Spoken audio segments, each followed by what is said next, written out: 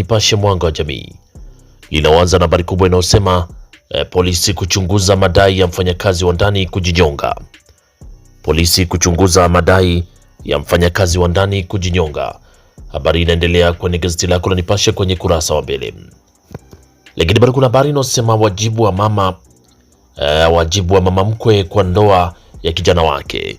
Hilo ni gazeti la Nipashe inasema wajibu wa mama mkwe kwa ndoa ya kijana wake. Lakini habari kubwa kwenye gazeti lako la Nipashe ni Chadema yaliamsha kuhusu katiba mpya. Hiyo ni habari kubwa kabisa kwenye gazeti lako la Nipashe ni Chadema yaliamsha kuhusu katiba mpya. Yataka ipatikane ifikapo 2027. Kamati ndogo ya kamati kuu yapewa maelekezo kuandaa muswada kwa kushirikisha wananchi. Yao ni Chadema yaliamsha kuhusu katiba mpya, yataka ikamilike ifikapo 2027.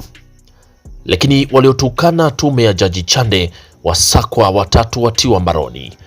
Waliotukana tume ya Jaji Chande wasakwa, watatu watiwa mbaroni. Lakini kamati kuu ya ACT Wazalendo kujadili hali ya kisiasa nchini. Kamati kuu ya ACT Wazalendo kujadili hali ya kisiasa nchini. Hiyo ni habari kwenye gazeti lako la Nipashe kwenye kurasa wa mbele. Lakini habari kubwa kwenye gazeti hili la Nipashe asubuhi ya leo ni Chadema yaliamsha kuhusu katiba mpya. Na tukiachana na gazeti lako la Nipashe kwenye kurasa za mbele, tuangazie gazeti lako